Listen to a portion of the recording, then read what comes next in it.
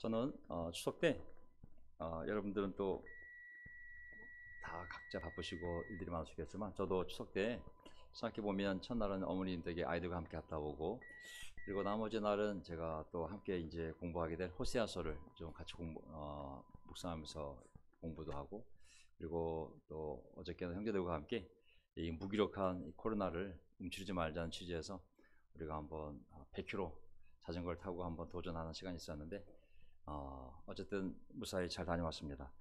자, 오늘 저 이 설교를 준비하면서요, 말라기가 성경의 마지막, 구약의 마지막 책이거든요. 성경 구약이 39권, 신약 27권, 39권의 마지막 책, 소예언서 12권이 있는데 예언서의 마지막 책이기도 하고, 그리고 구약 39권의 마지막 책이기도 하고, 근데 오늘 공부할 내용이 그 마지막 책의 마지막 장, 말라기 4장이 되거든요. 말라기 4장 다음에 바로 마태복음 1장이 이어지기 때문에, 바로 마태복음 1장에는 아브라함의 자손이요, 아브라함의 자손이요, 다윗 자손인 예수의 이야기가 펼쳐지는 거거든요. 그래서 오늘 예수랑 이어지는 가장 마지막 장이 되기 때문에 중요한 장이 아닐 수가 없습니다. 오늘 설교 제목은 말라기 4장에 나와 있는 그 본문처럼 내 이름을 경외하는 너희에게는 이라는 제목으로 말씀을 전하겠습니다. 말라기를 통해서 하나님 말씀하시거든요. 어떤 어려운 상황이라도 내 이름을 경외하는 너희에게는 내가 반드시 이런 일을 하겠다는 하나님의 마지막 약속이 등장하는 게 바로 말라기 4장입니다. 자, 설교 주제, 그 약속은 뭐냐면 하나님의 의로운 해가 떠오를 거라고. 하나님의 의로운 해. 그래서 오늘 제가 설교 맨 끝에 구약을 총 정리해 보겠습니다. 과연 구약을 통해서 하나님이 우리에게 무엇을 말씀하고 계시고 도대체 무엇을 하시겠다고 한 것인지, 그것을 한번 총 정리해서 짧게 제가 해드릴 건데, 결국은 하나님의 약속의 맨 마지막은, 구약의 맨 마지막 약속은 뭐냐면 하나님의 의로운 해가 이스라엘 백성뿐만 아니라 고통받는 모든 인류에게 떠오를 것이다. 이게 구약의 최후의 약속인 거거든요. 그리고 떠오른 해가 바로 참빛으로 오신 예수 그리스도인 거거든요. 그래서 이 역사, 인간의 인류의 역사가 흘러가는 거거든요. 그래서 오늘 이런 주제를 가지고 작은 제목들이 3개가 있는데, 그 하나님 약속하신 메시아, 인류를 향한, 고통받는 이스라엘을 향한 의의 태양이 떠오르게 되면, 그분이 오시게 되면 너희는 외양간에서 풀려난 송아지처럼 뛰어다닐 것이다. 사람의 인생이, 그 영혼이 너무 기뻐서 정말 그 의의 태양으로 말미암아 이렇게 사람들의 삶이 외양간에서 풀려난 송아지처럼 뛰어다닐 거라고, 그 기쁨을 묘사하고 있고요. 그 다음에 두 번째 포인트로는 지금이 어떤 상황이 되었든지 간에 하나님은 반드시 오실 거니까 너희는 그저 율법을 계속 기억하라고. 아무리 어려워도 내가 준 말씀을 계속 기억하고 지키고 살고 있으라고. 때가 되면 내 약속은 반드시 이루어진다는 거. 세 번째, 하지만 그럼에도 불구하고 내가 율법을 주고 예언자를 보내주고 이런 약속을 계속 보여줌에도 불구하고 너희들이 돌이키지 아니하면 내가 직접 가서 이 땅에 저주를 내겠다. 이게 이 문장이 구약의 맨 마지막 책의 맨 마지막 구절이에요. 구약 39권을 총 정리하는 맨 마지막 구절이 돌이키지 아니하면 내가 가서 이 땅에 저주를 내리겠다. 이게 바로 마지막 세 번째 제목입니다.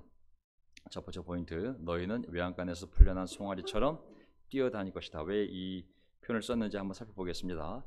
자, 어쨌든 제가 코로나 시대 때 이 잠언 말씀이 와닿았습니다. 이 구절을 먼저 읽고 시작하고 싶었거든요. 뭐냐면 잠언 3장에 너는 갑자기 닥치는 두려운 일이나 악한 사람에게 닥치는 멸망을 보고 무서워하지 말아라. 잘 보세요. 갑자기 닥치는 두려운 일이나 악한 사람에게 닥치는 멸망을 보고 두려워하지 말아라. 26절, 주님께서 너희 의지할 분이 되셔서, 주님께서, 여호와 하나님께서, 예수께서 네가 의지할 분이 되셔서 너의 발이 덫에 걸리지 않게 지켜주실 것이다. 아멘. 그래서 우리는 어떤 어려움이 오더라도 세상이 뒤집어지는 것 같고 막 멸망하는 것 같고 엄청난 전염병과 기근과 죽음의 소식과 우리가 감당 못할 소식이 전하더라도 하나님께서 우리가 의지할 분이 되어주셔서 우리가 넘어지지 않게 지켜주실 것이기 때문에 우리가 그 믿음을 갖고 우리가 해야 될 것들, 너는 율법을 기억하여라 하신 그 말씀처럼 우리가 말씀 아래에 앉아있기를 바라겠습니다. 자, 오늘 본문이 이제 말라기서의 결론이자 구약 성경의 결론입니다. 말라기 선지자는 마지막으로 백성들이 저주받지 않도록 율법을 기억하라고 권면하고 있습니다. 하나님은 메시아가, 자기가 보낼 메시아가 돌아가기 전에 더 구체적인 약속을 주시는데 뭐냐면 한 예언자가 먼저 올 거라고, 너희들이 잘 알고 있는 엘리야를 내가 먼저 보내겠다고, 그 다음에 메시아가 올 거라고, 그러니 너희는 준비하고 있으라고 이 말씀을 하시는 거거든요. 그래서 그 내용이 오늘 이 4장에 다 담겨 있습니다. 자, 4장 1절, 나 만군의 주가 말한다. 용광로의 불길같이 모든 것을 살라버릴 날이 온다. 지금 말라기 상태가 좋지 않습니다. 사람들은 우리가 잘 알다시피 말라기 1장, 2장, 3장이 계속 반복되는 거잖아요. 하나님께서 너희가 나한테 이렇게 했다 그러면 백성들은 언제 우리가 했습니까? 그러면 하나님은 너희가 이렇게 한 것이 나에게 한 것이다. 이게 지금 6번째 반복이 되는 거거든요. 상황이 절대 좋은 상황이 아닌데 마지막 예언은 뭐냐면 용광로의 불길같이 모든 것을 살라 버릴 날이 온다. 자, 창세기 때에 하나님이 창조된 세상이 너무 놀랍게도 창세기 6장을 가게 되면 그 세상이 완전히 죄악으로 가득 차서 타락해 버리지 않습니까? 그때 하나님은 홍수로, 물로 다 쓸어버렸습니다. 한 가족 8명만 빼고 인간의 생명 중에서. 이번에는 세상이 다시 죄악으로 가득 찼을 때 이번에는 물이 아니라 불로, 용광로의 불길 같은 심판이 임해서 이 죄악들을, 첫째는 죄악들을 태우고 둘째는 회개하지 않은 죄인들을 이렇게 태울 거라고, 이 세상이 녹아 없어버릴 거라고 말라기 4장에 예수님의 초림과 재림을 다 예언을 하게 됩니다. 자, 이 내용을 좀 살펴보면 이 용광로의 불길, 그냥 불도 아니고 모닥불도 아니고 용광로의 불이라는 것은 그 당시에 사람이 일으킬 수 있는 가장 무서운 불이 바로 이 용광로의 불이 아닌가 싶습니다. 이 불길이 태우는 것을, 모든 걸 살라버리는데, 첫째로는 예수님이 처음 오시게 되면 인간의 모든 대악들을 이 용광로의 불 같은 성령께서 다 태우시고 우리를 깨끗하게 하실 것이라는 예언인 것이죠. 우리가 세례 받을 때, 우리가 성령 세례 받지 않습니까? 물속에 들어갔을 때, 성령이 우리에게 임했을 때 우리의 모든 죄악들이 다 불에 다 없어지듯이 다 용서받은 것이거든요. 그래서 우리가 다시 깨끗하게 거듭났습니다. 하지만 예수님이 재림할 때는 다시 우리의 죄악을 태우는 것이 아니라 이제는 이 지구 전체가, 우주 전체가 다 녹아내리게 되어 있습니다. 그래서 용광로의 불길이라는 것은 하나님께서 이 세상의 죄악에 대해서 얼마나 강력한 심판의 의지를 갖고 계신지를 우리에게 보여주시는 거거든요. 싹 태워서 아주 깨끗한 피조물로 만들겠다는 의지 하나. 두 번째, 그래도 돌이키지 않으면 세상의 종말이 올 때, 그때 완전히 죄인과 함께 이 지구가 다 타서 녹아버릴 거라는 그런 하나님의 강력한 죄에 대한 응징을 보여주고 있습니다. 우리는 바로 이 두 개의 사이, 예수님의 초림과 재림 사이에 살고 있는 것이죠. 이 영적 긴장감을 가지면서 우리가 살아가고 있습니다. 그러면서 뭐라고 말씀하셨냐면 모든 교만한 자, 악한 일을 하는 자가 지푸라기 같이 타버릴 것이다. 그날이 오면 불이 그들을 살라서 그 뿌리와 가지를 남김없이 태울 것이다. 이 말라기 예언이 강합니다. 사실 인간의 죄악이 강하기 때문에 하나님의 예언도 강해질 수밖에 없는 것 같아요. 여기 보면 모든 교만한 자, 악한 일을 하는 자가 지푸라기 같이 타버릴 것이다. 그날이 오면 불이 그들을 살라서 가지만 태우는 것이 아니라 뿌리까지 남김없이 태울 것이다. 하나님의 눈으로 보았을 때 교만한 자와 악한 자들은 결국 하나님을 거부한 자들 아니겠습니까? 근데 이런 자들은 인간의 눈으로 볼 때 굉장히 강하게 보여지는 자들입니다. 그들의 정권, 그들의 나라, 그들이 세운 기업, 그들의 가문, 그들의 강대함, 그들의 전통, 영원히 흔들릴 것 같지 않은, 정말 그 교만한 자들과 악한 자들의 권세를 보면, 그들이 쌓아놓은 영광과 조직을 보면 진짜 야, 저걸 누가 무너뜨리겠어. 하지만 그날이 오면, 하나님의 심판의 손이 들리면 지푸라기 불타듯이 한순간에 사라질 것을. 나무는 그나마 타 없어지는데 시간이 걸리잖아요. 지푸라기는 정말 한순간에 훅 하면 다 사라지는 것처럼 한순간에 세상에 하나님을 거절했던 악한 권력들이 한순간에 병들어 죽고 벌레에 먹혀 죽고 한순간에 정권이 무너지고 한순간에 그 군주가 대통령이 왕이 감옥에 들어가 세상 가장 어두운 곳에서 춥고 배고픔을 경험하며 일갈며 사는 인생이 될 거라고 한순간에 하나님이 말씀하고 계십니다. 다시는 못 일어나도록 뿌리까지 하나님이 태울 거기 때문에 하나님의 심판이 얼마나 무섭게 짧은 시간 안에 아무도 예측하지 못한 시간에 일어날지에 대한 경고인 거거든요. 정말 무섭습니다. 옛날에 헤로데 왕이 벌레 먹혀 죽었다는 성경 표현 있지 않습니까? 벌레가 그게 아마 바이러스니 세균인지 모르겠지만 총칼도 아니라 그냥 벌레 먹혀 죽은 거거든요. 그 교만함 때문에. 근데 참 우리 트럼프 대통령 지금 또 다시 이 바이러스 많은 정말 이 바이러스가 의미하는 게 많은 게 있습니다. 사실 하나님의 말씀 정말 무섭습니다. 여기 보면 이 성경을 보게 되면 이 교만한 자, 악한 자에 대한 이 하나님의 심판이 모든 사람의 입에서 특히 약한 사람의 기도에서 반복적으로 나오거든요. 누가복음 1장을 보게 되면 마리아가 임신한 상태에서 엘리자벳 만났을 때 그와의 대화 속에서 갑자기 아이가 뛰면서 마리아가 찬양하는 시간 나옵니다. 마리아 찬가라고 하지 않습니까?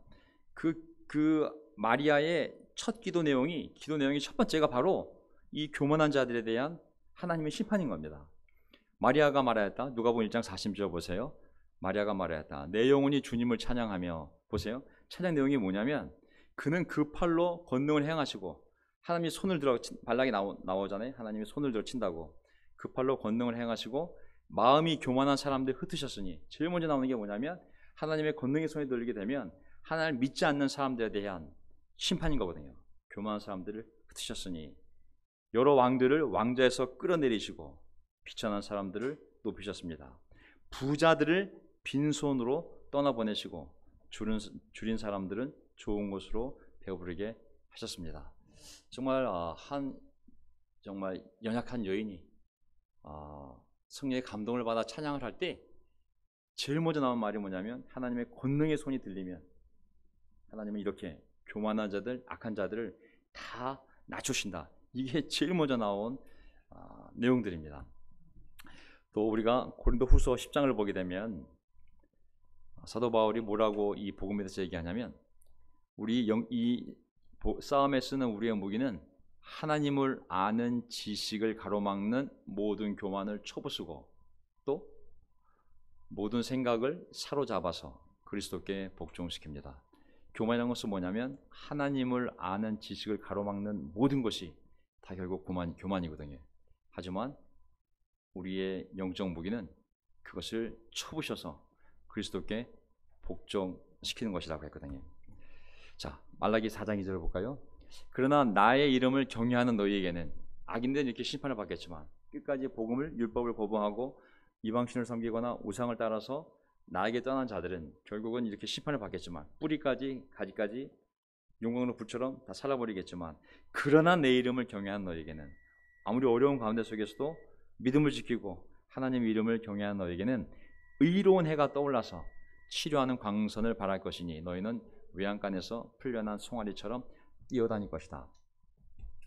자, 결국은 끝까지 믿음을 지킨 자에게는 하나님이 끝까지 위로하시는 분임을 알 수가 있습니다. 고난이 넘치는 곳에 위로가 많다고, 그 위로는 하나님의 약속이거든요. 사실은 먼저 무엇보다도 이렇게 어려워도 정말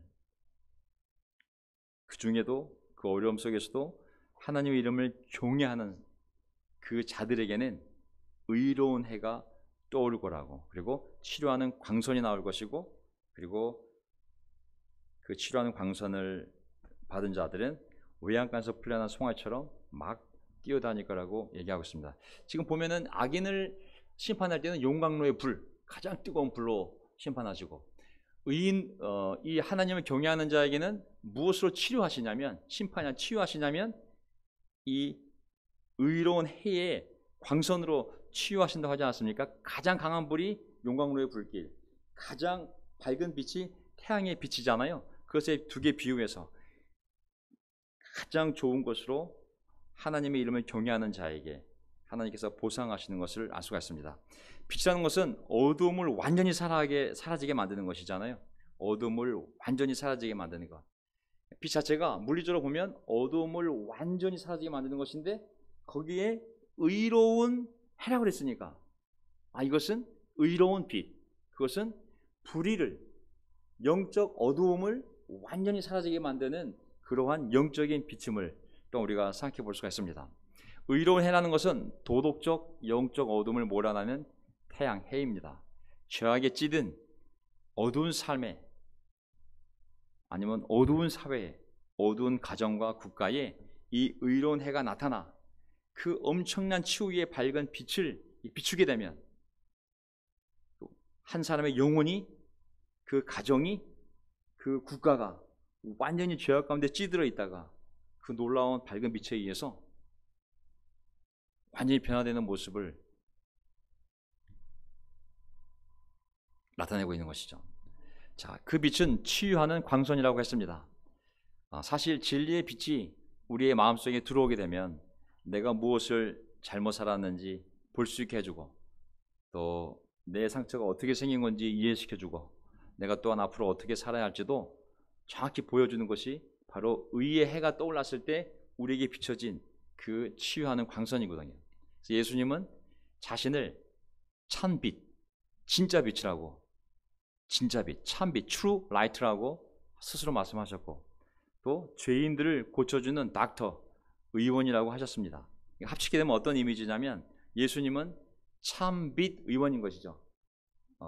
진짜 사람을 근본적으로 그 영혼을 치유하는 그 광선을 빛을 쪼여서 그를 고쳐주는 의사, 참빛 의원이요. 예수님의 교회는 참빛 병원임을 알 수가 있습니다. 육체만 고쳐주는 그런 병원이 아니라 진짜 전격적으로 사람을 고쳐주는 그러한 참빛 의원인 것이죠. 그렇게 되면 어떻게 하는 일이 벌어질까요?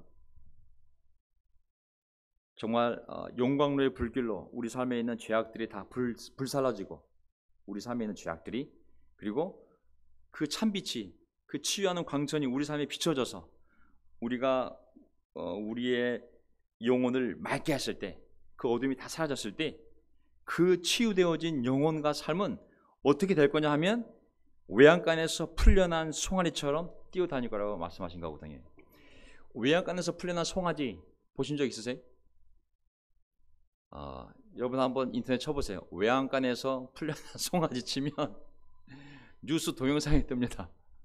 송아지 이송하다가 송아지가 탈출하는 모습이 나오는데 얼마나 잘 뛰는지 사람이 못 쫓아가요. 그래가지고 수킬로 밑에서 발견된 송아지 사건이 나오거든요.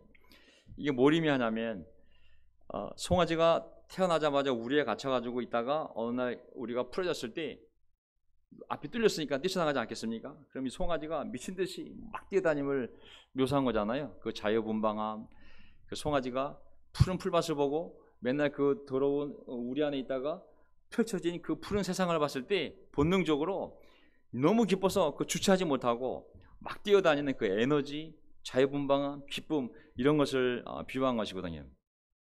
자, 어떤 사람이 죄악과 그 심판의 두려움 속에서 날마다 살다가 절망과 두려움 속에 살다가 용광로 불길 같은 성령의 역사로 모든 죄가 용서함 받고 다 사라지고 그리고 깨끗한 육신이 되어서 영혼이 되어서 하나님의 참빛이 들어와서 진리가 분별이 되고 내가 왜 잘못 살았는지 내가 왜 상처를 어떻게 받았는지 어떻게 살지 다 알게 되었을 때 그 사람의 그 기쁨을 이렇게 바로 묘사한 것이라 말할 수 있습니다.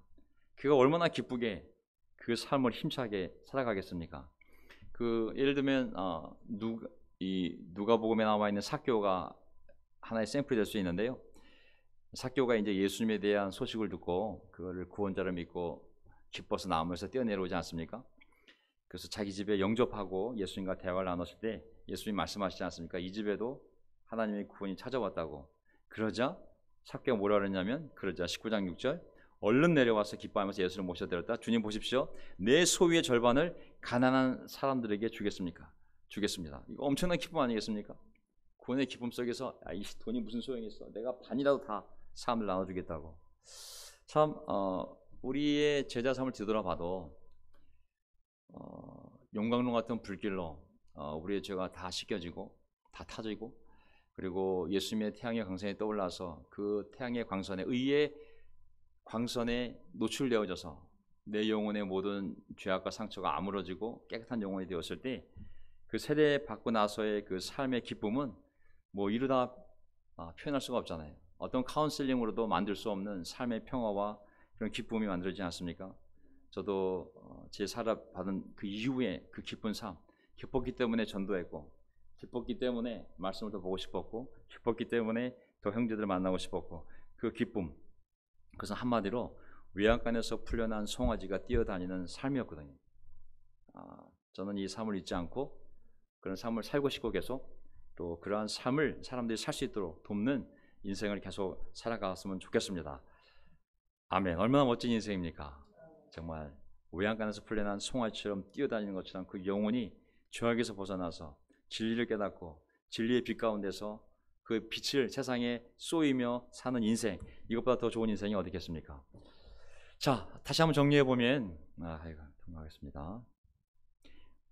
다시 사도행전 8장 7절에도 보면은 복음이 들어갔을 때 그 마을에 있는 사람들이 우상을 떠나면서 얼마나 기뻐졌는지도 사도행전 8장 7절 보면, 그것은 귀신 들린 많은 사람에게서 악한 더러운 귀신들이 큰 소리를 지르면서 나갔고 많은 중풍병 환자와 지체장애인이 고침을 받았기 때문이다. 그래서 6절을 보면 복음이 전파된 걸 얘기하는 거겠죠. 근데 이런 일이 벌어졌고, 그래서 그 성에는 큰 기쁨이 넘쳤다. 그것은 말이 성이지, 그건 한 사람의 인생이잖아요. 그 인생들에는 큰 기쁨이 넘쳤다. 왜? 거기는 고침이 있었고, 죄 용서함이 있었고, 귀신 나감이 있었고, 병이 나음이 있었기 때문에. 정말 외양간에서 풀려난 송아지가 뛰어다니는 그 기쁨과 그 자유로움이, 그 에너지가 그 도시 안에, 그 가정 안에, 그 인생 안에 있었음을 알게 됩니다. 우리 모두 경험한 내용들 아니겠습니까? 자, 말라기 4장 3절. 자, 내가 이 일을 이루는 그날에 악한 자들은 너희 발바닥 밑에서 재와 같이 될 것이다. 너희가 그들을 짓밟을 것이다. 나 만군의 주가 말한다.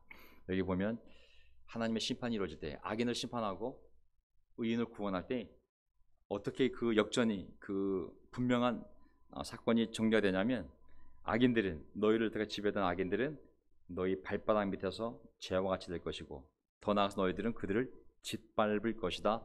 나 만군의 주, 만군의 여호와가 말한다. 굉장히 통쾌한 표현이 아닐 수 없습니다. 하나님의 정의가 이루어질 때 우리 마음속에 오래된 질문이, 이 정의에 대한 오래된 질문이 있습니다. 하나님, 악인들한테 억울하게 죽었던 의인들은 어떻게 되나요? 교만한 사람들과 악한 자들이 하나님의 심판을 받기 전에 그 교만한 자들과 악한 자들의 지배를 받으며 고통을 당했던 의로운 많은 사람들은 어떻게 됩니까? 라는 질문 하나가. 또 하나는, 그렇게 악인들을 누르며 기세 당당하게 잘 먹고 잘 살았던 그 악인들은, 교만한 자들은 어떻게 되는가요? 억울한 의인은 어떻게 되며 그렇게 떵떵거리며 잘 살았던 악한 교만한 자들은 어떻게 되는가요? 거기에 대한 최종적인 답변입니다. 악인들 발바닥 밑에서 재와 같이 될 것이라고. 의인들이 짓밟을 거라고. 내가 그렇게 만들, 너희들이 하게 아니, 너희들은 가만히 있으면 된다고. 내가 그들을 그렇게 만들 거고 너희들이 그것을 경험하게 될 거다. 한마디로 얘기하면 모든 고통받았던 의인들은 하나님의 큰 위로를 받을 것이며, 완전한 역전 속에서 악인들은 발밑에 죄가 되는 비참한 치유를 맞이할 거라고. 저는 이 메시지가 의인들을 보고, 야, 기다려봐, 내가 이제 너희들 권력을 주면 너희들 걔들 다 잡아다가 죽여, 아주 하늘 풀어라, 아주 그냥 그들 죽이면서 하늘 풀어라, 이게 아니라 하나의 이미지잖아요. 이미지. 완전한 상황의 역전에 대해서 하나님을 경외하며 믿음을 지킨 자들은, 억울함 속에서, 시련 속에서도 믿음을 지킨 자들은, 내가 이렇게 놀랍게 태양의 광선을 의로운 해가 비춰서 정말 그들이 외양간에서 뛰쳐나온 송아지처럼 기쁘게 살 것이고, 그리고 그들을 괴롭혔던, 하나님을 거절하며 악하게 교만했던 자들은 한순간에 뿌리와 가지가 다 불사벌려져 재가 되는데 의로운 자들 밑에 놓이게 될 거라고. 참 이것은 고통받았던 백성들에 대한 위로의 말씀이 아닐 수가 없습니다. 아, 지금 억울하지만 저 악한 상사, 저 악한 정말 하나님 살아계시면 저걸 왜 저렇게 내버려두지? 하지만 하나님은 기다리라고. 너희들이 심판하지 말라고. 너는 그냥 기다리고 내가 준 말씀이나 잘 지키고 있으라고. 때가 되면 한순간에 그 강력했던 교만한 악한 자들은 한순간에 죄가 될 거라고. 자, 저는 이걸 보면 우리 시련 속에서도 믿음을 지키며 사는 자들에 대한 하나님의 큰 위로이기도 하지만 결국은 이 지구상에 존재하는 악한 독재 정권들, 중국 공산당, 북한의 김정은 정권, 그리고 의인들을 괴롭히던 모든 악한 세력은 정말 한순간에 하나님이 반드시 이렇게 만드실 것이므로 우리가 할 일은 돌을 들어 던지는 것도 아니요, 우리가 무력을 사용해서 그들을 대항해 싸울 것도 아니요, 악은 하나님의 손으로 정리되는 것이지 우리가 싸운다고 정리되는 것이 아니거든요. 우리가 할 일은 하나님을 경외하며 하나님 말씀대로 사는 것. 그럼 때가 되면 태양이 떠올라서 하나님의 불길이 악을 불사르고, 그리고 태양의 광선이, 의의 태양이 의인들을 치료하고 구원한 역사가 벌어질 줄 믿습니다. 아멘. 그래서 우리는 계속 우리의 갈 길을 가면 됩니다. 너희는 율법을 기억하라. 그러면서 하는 말씀이 너희는 그저 율법을 기억하라고. 4절, 너희는 율법 곧 율례와 법도를 기억하여라. 그것은 내가 호렙산, 말라기 4장 4절입니다. 내가 호렙산 곧 시내산에서 내 종 모세를 시켜서 온 이스라엘이 지키도록 이른 것이다. 왜 이 말씀을 하게 되었을까요? 생각해 보면 말라기 당시에 이제 말라기가 그 구약 역사를 정리해 보면 말라기는 에스라와 느헤미야 시대 때 예언자예요. 100년 전에 수르바벨과 여호수아가 1차 포로로 돌아와서 성전을 재건했을 당시에는 학개와 스가랴라는 선지자들이 말씀을 선포하며 성전을 짓도록 도전을 주고 격려했어요. 100년이 지나서 다시 그들의 삶이 무너졌을 때 성벽을 재건하던 느헤미야와 함께 말씀을 가르치던 제사장 에스라가 있었고, 그리고 이 예언자 말라기가 백성들에게 이렇게 도전을 주며 그들이 영적으로 올바설 수 있도록 도전을 준 사람이거든요. 근데 이 당시에는 이미 많은 사람들이 말라기 1장에 나오지 않습니까? 이스라엘 백성의 첫 번째 질문이 하나님, 당신이 우리를 사랑하십니까? 하나님이 하나님이 나는 너희를 사랑한다 했더니 말라기 당시 백성들이 아이고, 아니 어떻게 우리를 사랑하셨습니까? 이미 백성들은 하나님 사랑을 잊은 지 오래됐고 하나님 우리를 사랑하지 않기 때문에 우리도 하나님을 사랑하지 않는다고 생각한 지 오래된 거거든요. 사랑이 많이 떠났어요. 그리고 하나님에 대한 제사 예배도 이미 무너진 지 오래되었거든요. 그리고 하나님에 대한 경외심과 두려움도 사라진 지 오래되었고, 그리고 하나님에 대한 말씀에 대한 멸시가 이미 많이 있었고, 더 나아가 서로 주고받는 대화 속에서도 하나님, 야 우리 악을 더 좋아해, 야 하나님 기대할 게 아무것도 없어, 서로 이런 대화가 오갔을 때 어떤 사람들은 하나님 말씀을 경외하며 하나님 이름을 존중하며 그런 말씀을 서로 격려한 자들이 있었잖아요. 3년 끝에 가면 난 그런 자들을, 부모가 자식을, 효도한 자식을 아끼듯이 내가 그런 자들을 아끼겠다고 하신 것이 말라기 3장이었잖아요. 그러면서 뭐라고 말씀하신 거냐면 너희들은 계속 사람들이 무시하는 내 말씀, 율법을 기억하라. 너희는 많은 사람들은 내 말씀을 무시하지만, 내 약속을 무시하지만 너는 계속 그 말씀을 기억하라고. 왜? 그 율법은 뭐냐면 모세가 쓴 게 아니라, 좋은 경구집이 아니라 내가 내 종 모세를 시켜서 온 이스라엘이 지켜서 복을 받도록 살게 한 내가 쓴 책이라고. 내가 쓴 책이라고. 너희는 그 말씀을 기억하라는 거거든요. 사람이 쓴 책도 아니라 좋은 수필집이 아니라고. 저는 이 시대도 마찬가지거든요. 사실 그 당시도 마찬가지지만 요즘도 교회 안에서조차도 하나님을 사랑하지 않고 하나님에 대한 경외와 두려움이 사라지고 하나님께 드리는 제사와 예배가 소홀히 되고 그분의 말씀이 멸시되고 사람들은 하나님을 좋게 말하는 것이 아니라 더 이상 기대할 것이 없는 존재로 말하고 다니는 불신의 시대. 또 말라기 시대를 보게 되면 나라도 없고 왕도 없고 뭐 다 무너진 상태잖아요. 온다더는 메시아는 오시지도 않는 것 같고 사람들은 죄다 주식 투자에, 집 투자에, 자기들 집 일에 관심이 있고 하나님 일에 관심도 없고 전도도 안 하고 뭐 그냥 세상 자체가 다 하나님을 떠난 것 같았을 때 하나님이 계시는 거야? 내가 보기엔 안 계시는 것 같은데 이렇게 죄인이 많아도 아무 일도 안 벌어지는데 뭐 하지만 그 시대에 하나님 주신 말씀은 뭐냐면 그래도 너희는 내가 준 그 율법을 기억하라고. 다른 사람들은 무시할지라도 너희들은 계속 그 말씀대로 살라고 말씀하신 거거든요. 계속 그 말씀을 붙잡고 살라고. 아무리 어려워도 그 말씀을 붙잡고 살라고. 그게 우리가 해야 될 일입니다. 아멘. 저는 지금 구약의 마지막 책 말라기를 보면 사람들이 실망하면 제일 먼저 하나님 관계가 소홀해지잖아요. 왜냐하면 그분이 복을 주겠다 그러는데 복을 안 주기 때문에 그분에 대한 믿음이 사라지게 되면 그 실망감이 삶이 어려워지면 하나님에 대한 실망감, 말씀에 대한 실망감, 결국은 내 삶이라도 열심히 살아보자라는 쪽으로 돌아설 수밖에. 누구나 다 마찬가지거든요, 사실은. 근데 이 마지막 책 말라기를 보게 되면 신약의 마지막 책이 요한계시록 아니겠습니까? 구약의 마지막 책이 39번째가 말라기, 신약 20세가 마지막 책이 요한계시록이잖아요. 똑같아요. 그 내용이 비슷해요. 둘 다 지금은 어려운 시대지만 믿음을 지키고 끝까지 말씀대로 살라는 그 메시지는 똑같은 겁니다. 말라기는 처음 올 메시아를 기다리는 거고 신약의 마지막 책 요한계시록은 이미 왔던 메시아인 예수 그리스도가 다시 오실 것이니 다시 오실 메시아를 기다리는 것이 그 내용인 거거든요. 결국 아무리 어려워도 믿음을 지키고 그 말씀대로 말씀을 기억하며 살아가라는 것이 바로 자신의 종들에 대한, 백성에 대한 하나님의 마지막 부탁 말씀이었습니다. 말라기 4장 5절, 주의 크고 두려운 날이 이르기 전에.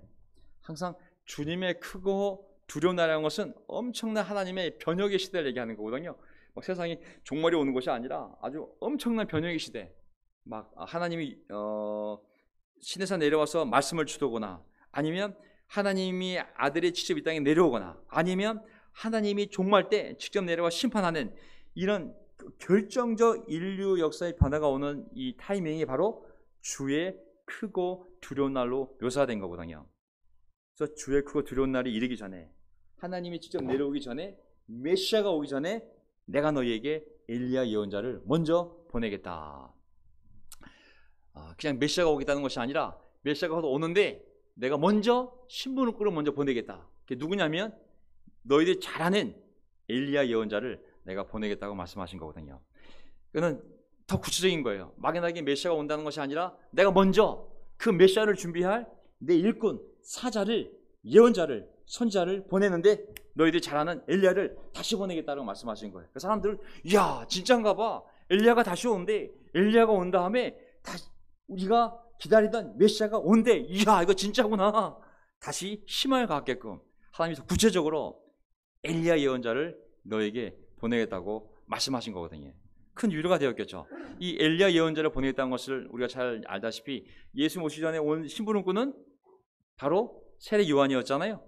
이 엘리야가 바로 세례 요한을 의미하는 것이었죠. 엘리야 예언자. 자, 시내산에서 하나님이 율법을 백성들에게 줄 때 율법의 중재자, 수여자는 바로 모세였어요. 모세가 예언자잖아요. 이스라엘 백성들 모세 그러면 가장 위대한 예언자를 알고 있어요. 하지만 이스라엘 백성들이 하나님을 떠나 말씀을, 율법을 떠나갔을 때 다시 우상 숭배를 버리고 하나님 말씀대로 살아야 돼라고 외친 가장 강력한 예언자 중에 하나가 바로 또 엘리야였거든요. 그러니까 모세는 하나님의 율법의 중재자, 수요자로서의 큰 예언자라면 엘리야는 백성들이 그 율법을 떠나 우상을 숭배할 때 하나님께로 돌아와 그 율법대로 살라고 강력하게 외쳤던 가장 큰 예언자 중에 한 명이 바로 엘리야였기 때문에 엘리야가 다시 온다는 것은 굉장한 기대였음을 알 수가 있습니다. 그래서 여기 보면 그 엘리야가 다시 오게 되면 어떤 일을 할 거냐면 그가 아버지의 마음을 자녀에게로 돌이키고 자녀의 마음을 아버지에게로 돌이킬 것이다. 메시아가 오기 전에 어떤 한 심부름꾼 예언자가 먼저 오는데, 사자가, 그가 할 일은 뭐냐면 아버지의 마음을 백성에게로 돌이키고 백성의 마음을 아버지에게로 돌이킬 것이다. 야, 이거는 무슨 의미일까요? 제가 이거 아주 애매한 구절인데 추석서를 봐도 추석서에도 이거에 대한 설명은 난해 구절로 되어 있어요. 난해 구절. 이게 도대체 뭘 의미하는 것이지? 이 난해 구절로 되어 있습니다. 해석이 뭐 여러 가지가 있더라고요. 근데 여기 보게 되면 성경을 보게 되면 이렇게 이해하는 수밖에 없습니다. 여기 보세요. 누가복음 1장을 보게 되면 샤가라와 엘리사벳이 이제 늦은 나이에 이 세례 요한을 잉태하잖아요. 그러면서 그에 대한 예언이 뭐냐면 그는 주님께서 보시기에 큰 인물이 될 것이다. 이스라엘 자손 가운데서 많은 사람을 그들의 주 하나님께로 돌아오게 할 것이다. 세례 요한이 태어나기 전에 그에 대한 예언이 뭐냐면 이스라엘 백성들을 주 하나님께로 돌아오게 할 사람이다. 17절. 그는 또한 엘리야의 심령과 능력을 가지고 주님보다 먼저 와서 부모의 마음을 자녀에게로 돌아오게 하고 거역하는 자들을 의인의 지혜의 길로 돌아서게 해서 주님을 메시아 하나님의 아들을 맞이할 준비가 된 백성을 마련할 것이다. 이걸 보게 되면 신약에서 해석을 하게 보게 되면 아버지의 마음을 자녀에게로, 자녀의 마음을 부모에게로 한 표현은 결국 백성들의 마음을 준비시켜서 하나님을 아버지로 맞이하게 할 준비를 하게 하는 역할이 바로 그의 역할이 아니었나 싶습니다. 세례 요한의 역할이 주님을 맞이할 준비가 된 백성을 준비시키는 것이 바로 세례 요한의.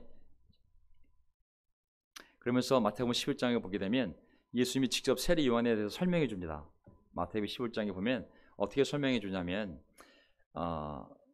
예수께서 무리에게 요한을 두고 말씀하시다. 마태복음 12장 7절. 내가 너에게 말한다. 그렇다. 그는 세례 요한은 예언자보다 더 훌륭한 사람이다. 비록 그가 예언자로 왔지만 사실은 예언자보다 더 훌륭한 사람이라고. 이 사람을 두고 성경에 기록하기를 말라기 3장 11절 인용합니다. 3장 인용합니다. 보아라, 내가 내 신부름꾼을 너보다 앞서 보낸다. 그가 너희 앞에서 너의 길을 닦을 것이다. 이 사람은 하나님이 자기 아들을 메시아로 보내면서 아들에게 아들아, 너 내려가기 전에 내가 먼저 신부름꾼 보낼 거라고. 그 신부름꾼이 가서 네가 하기 전에 먼저 사람들의 마음을 회개시킬 마음을 준비시킬 거라고 말씀하시거든요. 근데 예언자로 왔지만 다른 예언자보다 더 훌륭한 것은 뭐냐면 메시아를 소개하는 예언자이기 때문에 다른 예언자보다 더 훌륭한 일을, 직무를 맡은 사람이잖아요. 인품이 좋다는 얘기가 아니라 그간의 일의 성품이 메시아 바로 앞에 와서 메시아를 소개하고 메시아를 맞이할 준비를 시키는 특별한 임무를 맡았기 때문에 그의 임무가 다른 예언자보다 더 훌륭한 임무였기에 다른 예언자보다 더 큰 예언자라고 말씀하신 것이죠.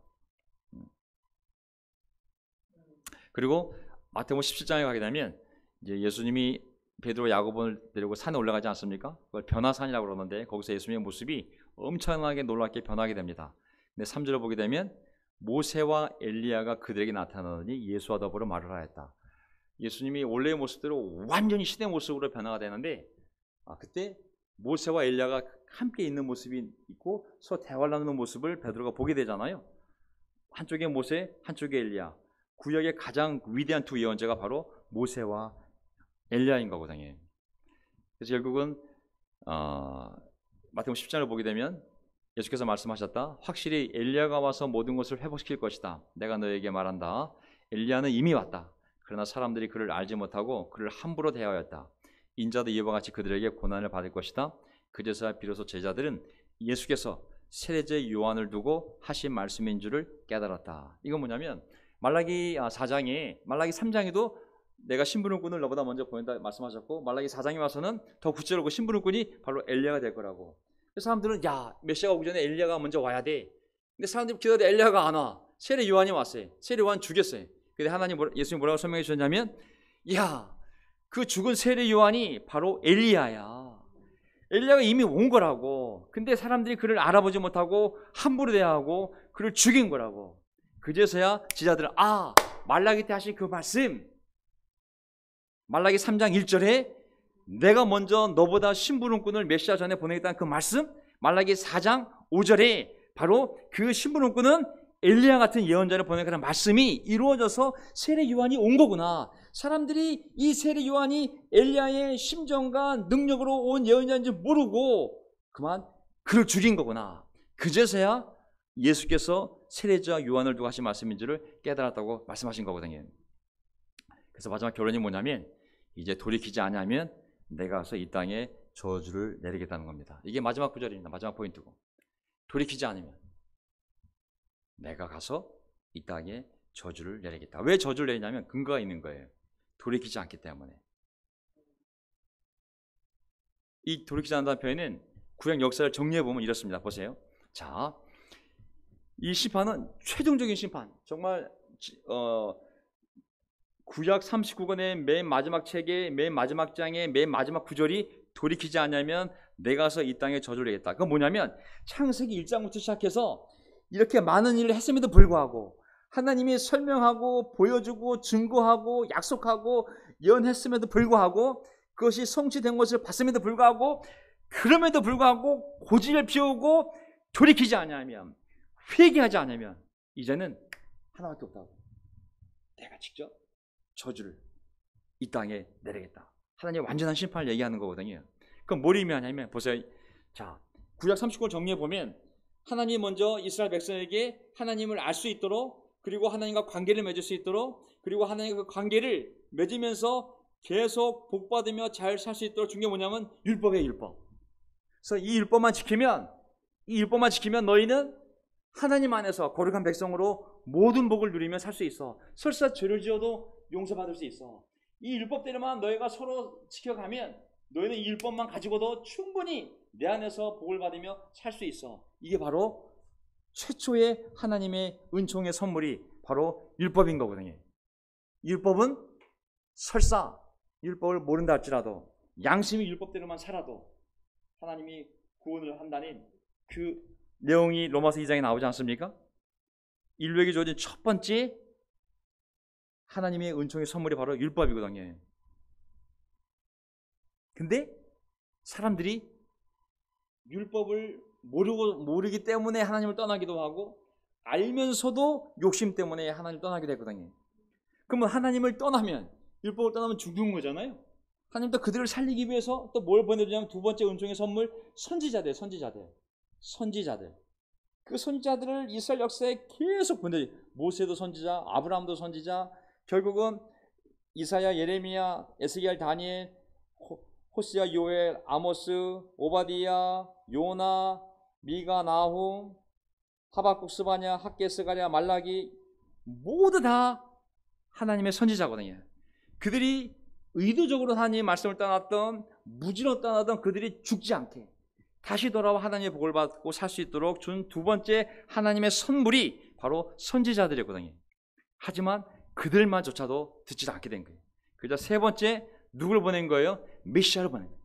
이제 내 아들을 직접 이 땅에 내보내서 내가 보니 아무리 율법을 보내도 선지자를 보내도 너희들이 잡아 죽이고 그 율법을 지키지 아니하니 이제 너희들은 마땅히 주가 되는데 이제 마지막으로 내 아들을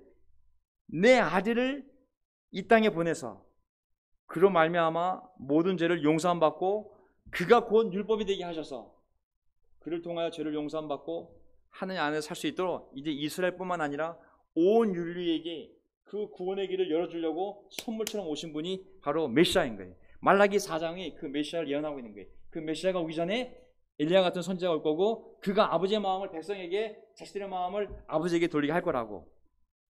그가 오셔서 정말 하나님 아버지를 설명하며 눈물로 호소하며 그 하나님의 백성들이 하나님께 돌아올 수 있도록 그리고 이방인이 조차도 자기 죽음을 통해 하나님 아버지의 사랑을 느껴서 회개하고 하나님 아버지께 돌아오게 하신 분이잖아요.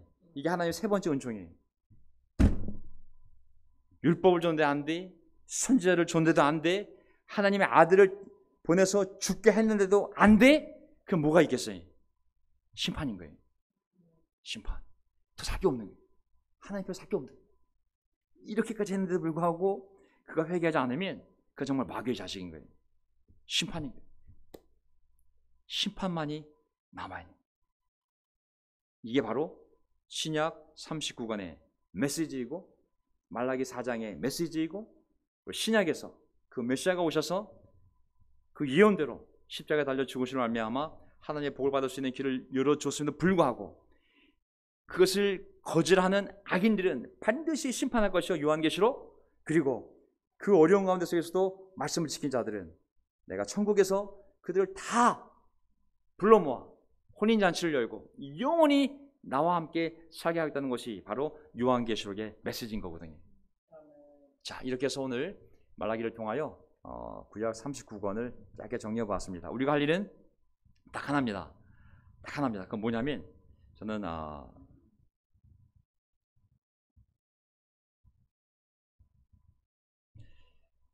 우리의 구원의 기쁨을 잃지 말고 우리가 외양간에서 풀려난 송아지였음을 기억하며 구원의 감격을 유지하며 기쁘게 살았으면 좋겠습니다. 그리고 아무리 어려워도 코로나가 아니라 코로나 할아버지가 오더라도 우리가 할 일은 하나입니다.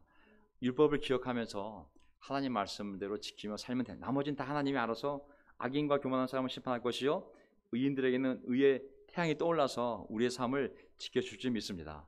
그리고 하나님 아직까지 믿지 않는 자가 있다면 하나님의 이 무서운 경고 돌이키지 아니하면 저주를 드리겠다는 이 말씀을 가볍게 듣지 말고 우리가 겸손하게 말씀을 받아들여서 회개할 사람은 회개하고 위로받을 사람은 위로받는 그러한 시간이 되기를 간절히 바라고요. 다음 주 주중 예배부터 호세아서를 강의하도록 하겠습니다. 호세아 1, 2, 3이 있는데 2주에 걸쳐서 호세아서를 강의하겠습니다. 호세아서는 하나님의 사랑을 이해하는데 없어서는 안 될 소예언서거든요. 그래서 다음 주 중에 함께 만나도록 하겠습니다. 우리 마지막 기도